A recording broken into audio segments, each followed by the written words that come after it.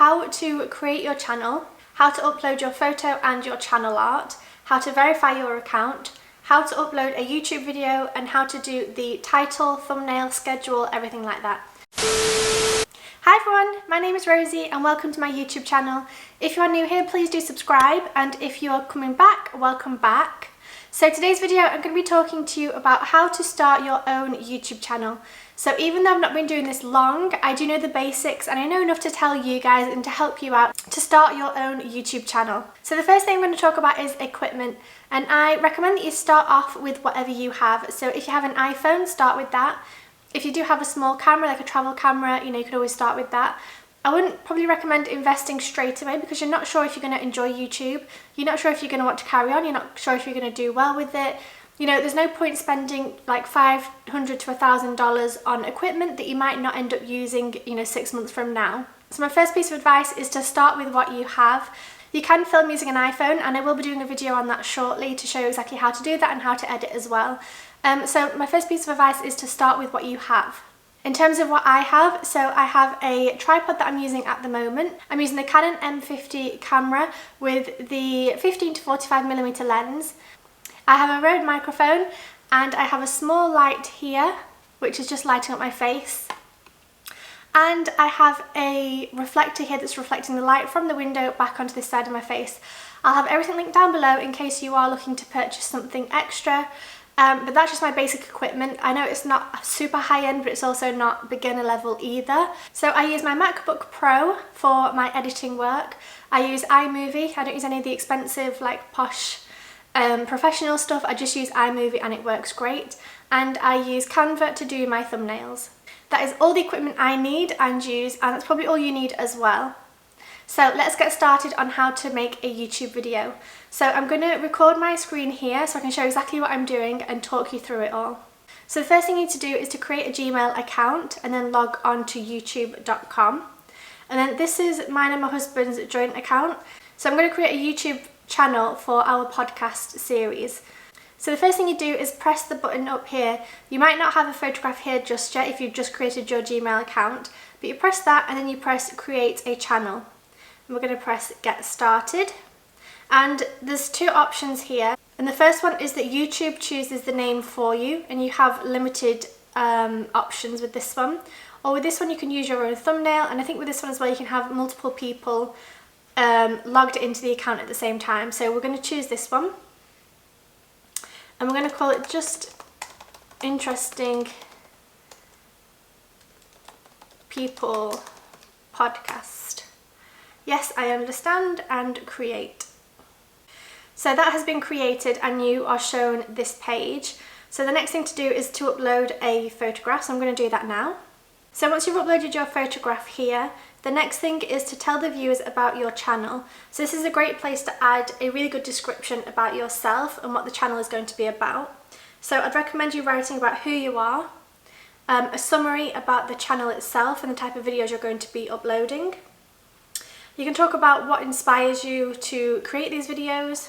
You could talk about who the video is for, so who might be interested, who's your target audience. You could also include your upload schedule so that people know exactly when you're going to be uploading videos, and anything else you think might be interesting.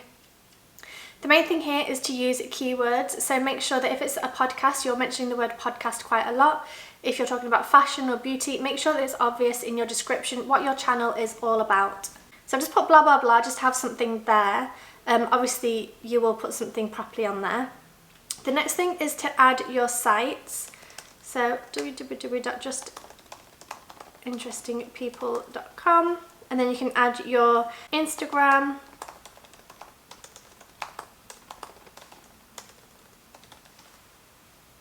and Facebook, and save and continue. So this is what your YouTube channel is going to look like once you log in. Obviously here is where the videos will be, but you don't have it there at the moment. This is your videos link and the playlist link. Obviously, like I said, it's all empty at the moment, so we'll talk about that in a moment. So the first thing I'd recommend is to customize your channel just so that you can change the photograph on the background here. So customize channel. So here is where you add the channel art. At the moment, I'm just going to add one of the images that is already in the gallery just to make life easy. But I will be creating a video shortly talking about how to create really fun channel art on Canva. So the main thing to notice is that with the photograph, it will look different on desktop, on TV and on mobile. So you need to make sure that all the crucial information is just in that section there so that everybody using different devices can see that little bit there. So if you have your name and your upload schedule, whatever it might be, make sure that it's all in that little section there. So we're just going to press select, and that has saved. Now if you see where we added the website earlier in the Facebook and Instagram, that comes up here at the bottom of the channel. So this is a really easy place for people to click and to find you on different platforms. So once we've saved the logo and the channel art, we're going to click on the top button here, top right, where your photograph is, and press YouTube Studio. So this is the back end of the channel, and this is what you see as the creator. The viewers don't see this side of it, which is great. So this is a channel dashboard, and here's where you're going to get statistics on how many people have watched your channel, how many views you've had, how many subscribers you've got. All this information is going to be here. You can also select here and see all of your videos, and again with playlists, this is where you could organise that here. Analytics will talk you through, again, like I was saying, about the watch time and audience retention, and all this sort of information is going to go here. The comments section is where you find any comments that you haven't responded to, and obviously you can turn that off and just see all of the comments. And then there's a couple of other things down here as well, so subtitles, monetization, which doesn't happen until you have 1,000 subscribers and 4,000 watch hours within a year. And the audio library is basically a whole bunch of tracks that you can add to your videos for free if you want to. Just quickly download them here, and then you can add them on using iMovie. So I just had to change the battery. I hope it wasn't too disrupting. I hope I'm still in the same position. But I will be doing a video talking about how to edit using iMovie, and also how to download music from YouTube for free to use on your videos. So make sure you subscribe so you don't miss those videos. And then if we go down to the settings tab here and press that one, on the channel setting and then branding, here you can add your own little logo there. It has to be 150 by 150. And that just means that on every single video you have your little logo there in the corner. So if you can see now in this video, I don't know which side it's going to be, this side I think, there should be a little thing saying Rosie Andre, and that's going to be on every single one of my videos.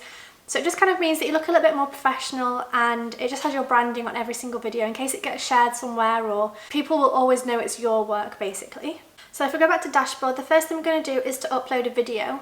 So because I don't have any videos yet for the podcast, I'm going to upload one of my videos just so we can kind of play about with the settings a little bit. So I'm going to press create and upload video, and then I'll select the file here. So I'm just going to upload the one about making money online. Obviously I'm not going to actually publish this, I'm just putting it up there to show you the settings. So the first thing to think about is the title. So make sure that you use keywords, and make sure that the title really talks about what the video is talking about. So rather than having it making money online, it could be, 7 amazing ways to make money online now. You need something that's very catchy and something with keywords and something that people are going to search for so that they find your video. The next thing is the description. So again here, make sure that you talk about what the video is about, and make sure that you include lots of keywords, and you can also include previous videos that you can link to, anything you might think might be interesting for the viewer. You can link to any products that you've used, so that if you talk about a camera, for example, I'm going to link everything down below. You could do the same, and that goes in the description box there. You can link to your websites and Instagram or any of the social media pages you have. And you can also talk more in depth about what your video is about. And this really helps YouTube know what your video is about and know kind of which people to show it to.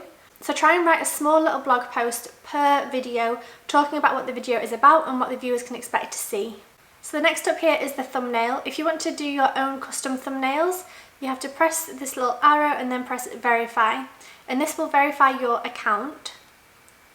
So United States.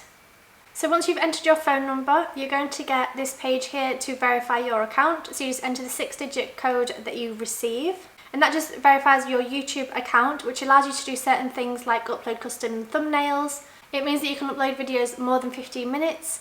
You can do live streaming, and I think it unlocks a couple more features as well, so it's really worth doing. straight away, just so that you unlock them. So next up is to think about playlists. Obviously here we haven't got any playlists yet, but for example, you could do a playlist that's going to be the full interview. And then you might want to do a playlist where it's clips of it, or the best of, or compilations, or you can do different playlists depending on what you're talking about, and you can make that public. So create, so that just goes straight into there. Done. So now we've got a playlist we've just created. And is the audience made for kids? Unless it really is made for children, I'd press no, just because it can affect the comments and the reach, and it can affect quite a lot of things if you press yes when it isn't. So make sure you do press the no. And then here with the more options, this is where you can add tags. Now you have 500 characters you can use here, so I would recommend trying to use as many tags as possible. So to do this, you just type podcast, for example, and you can either press the comma or you can press the space bar. So if we put interview, enter, and that will add the next one. You could put new podcast episode,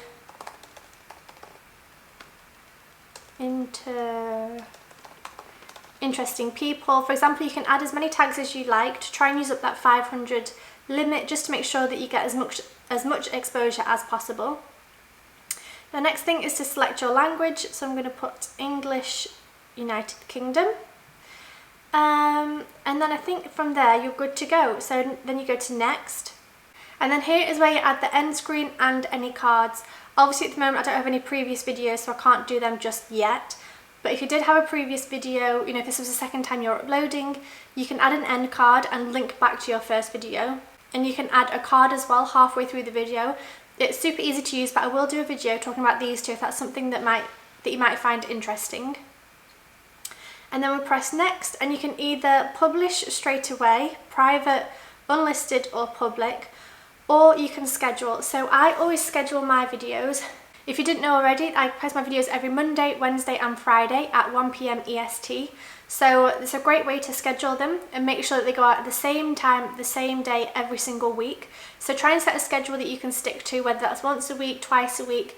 Make sure it's not something that's too overbearing that you can't, you're never going to be able to do it.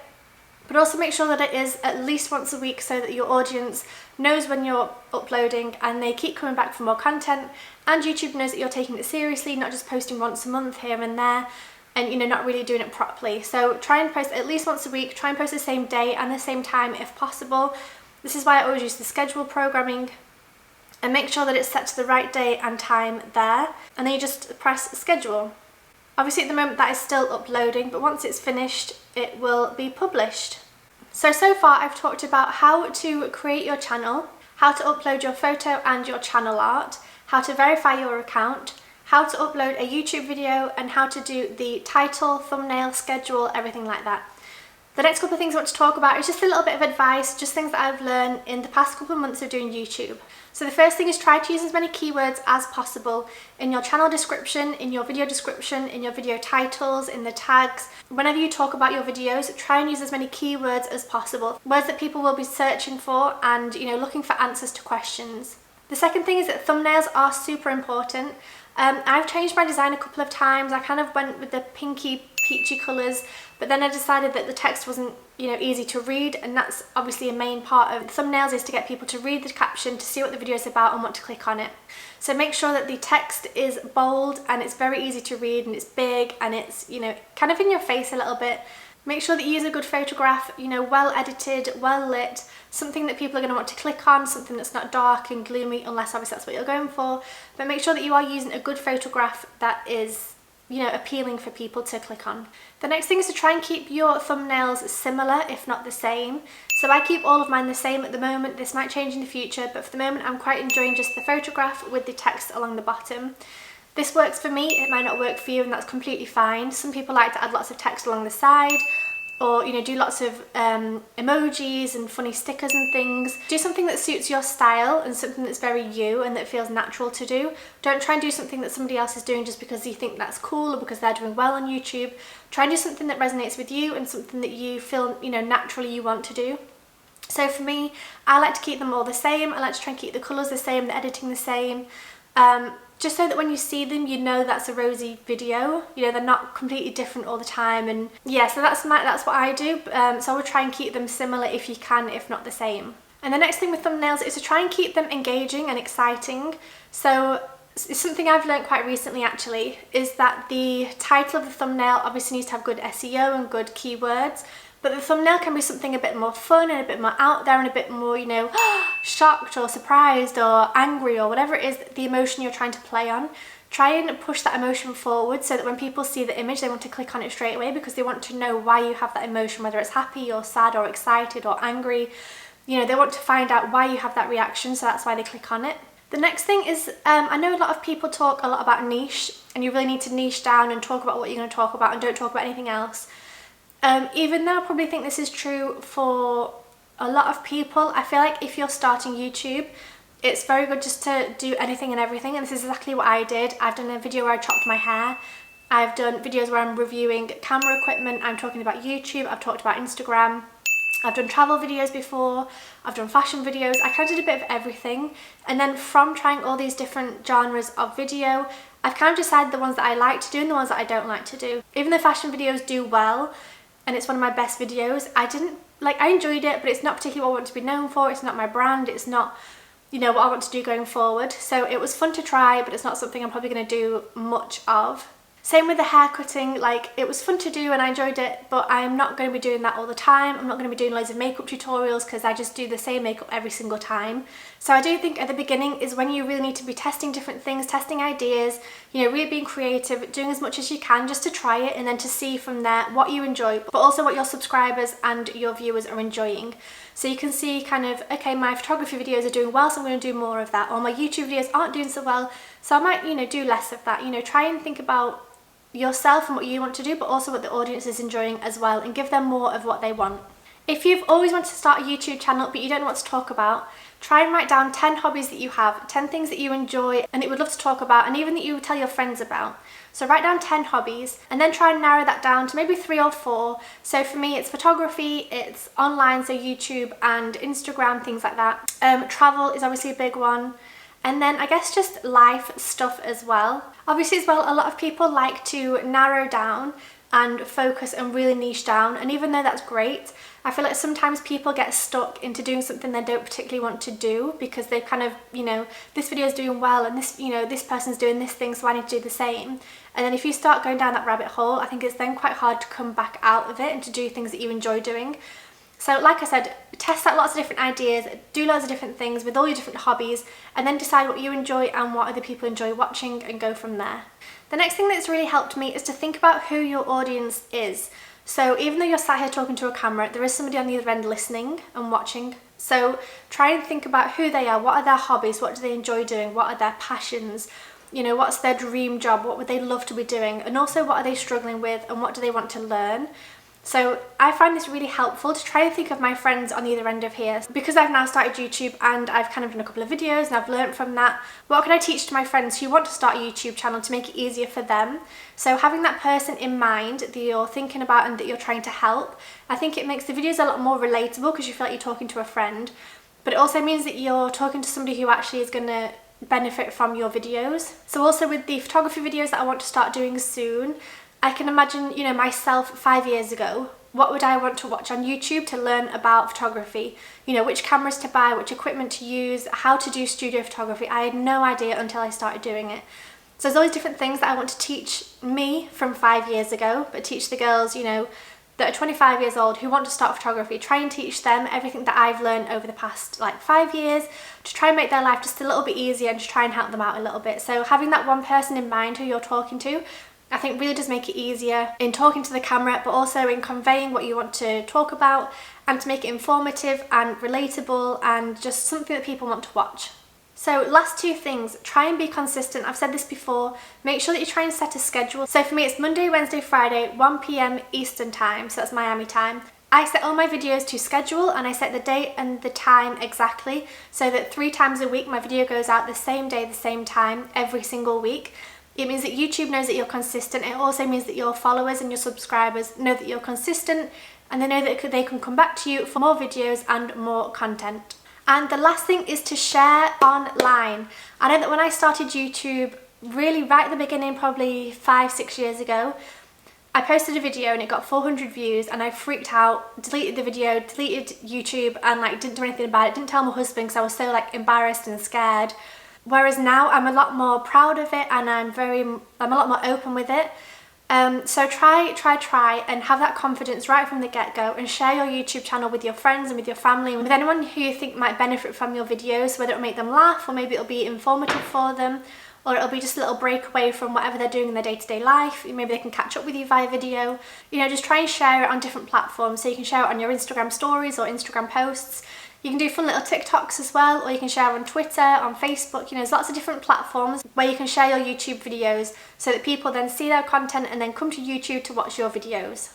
So that's it for this video. I really hope it helped you out a little bit and you learned how to create your own YouTube channel, how to, you know, do the description and the SEO and the tags and things like that. And also a little bit of advice in terms of uploading and how to share your videos and talking about niche and things. I really hope you gained some useful information.